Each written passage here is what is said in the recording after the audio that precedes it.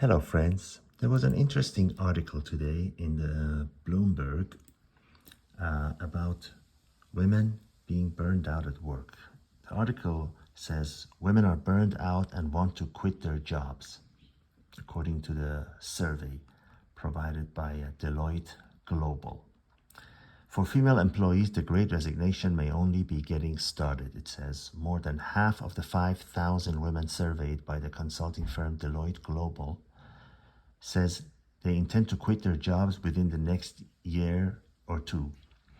Burnout was the top driver for these currently looking for new employment, as most said they felt more stressed today than they did a year ago in the survey released Tuesday. Rates were worse for women who belong to ethnic minority groups, as well as those in middle management and part-time roles, and women aged 18 to 25. This is the interesting part. Overall, 1 in 3 women said they had taken time off from work due to their mental health, and almost half rated their mental health as poor or very poor. We also know that 3/4 of antidepressant medication are prescribed to women. They tend to have emotional issues. They tend to act very unstable. They want one thing today and another thing tomorrow.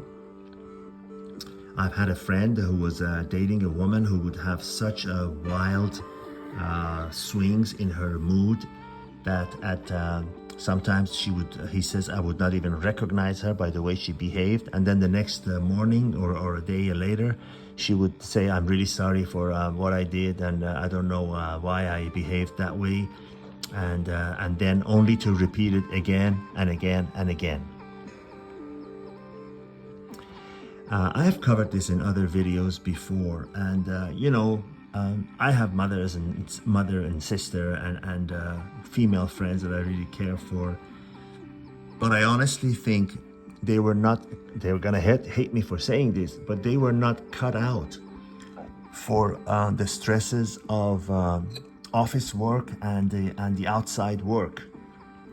Women were meant to nurture and care for the child and be there with their child as the child's growing up. The children, the people that are committing the most crimes are people that grow up in single families without parental supervision. When the mother is at work and the father is at work and the kid is in the hands of a babysitter, it just doesn't work. It just doesn't work. The results are not good. That is not going to end well. The mother needs to be there to take care and nurture the child. 3 weeks, 4 weeks, 6 weeks, 8 weeks is not enough. 20 weeks is not enough after she gives birth, as some companies are giving. No, she needs to be there as the child is growing up in those crucial 3 to 5 first years, and from there on. Women are not meant for these outside work and that's the stresses on top of raising their children. And now they are trying to be masculine, and they actually are putting down everyone who's masculine and make it sound like being masculine is an evil thing to do. And let's not even talk about the feminists who despise masculine traits and then encourage and nurture those same traits in women.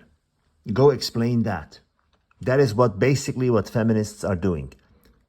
They put down this so-called male patriarchy and toxic masculinity, yet they nurture those and encourage those same qualities in women. They want women to be like men. And we all know that a woman that is portraying masculine traits is just simply not attractive. She's going against the principle, the very rules that makes her attractive in a man's eye. A man wants a woman that's feminine, that's taking a female role, that's acting like a woman. A man doesn't like a woman that's, for lack of a better example, Hillary Clinton and Michelle Obama type. Those are not attractive. a woman who points a finger and yells at you and tells you what you did wrong and wears the pants, the proverbial pants in a relationship, that is not attractive. That is why so many men who have traveled overseas in other normal cultures where women take feminine roles, they might even work in offices, but they take the feminine role. They let the man lead. They let the man make decisions. They allow the man to provide something, to offer something to them.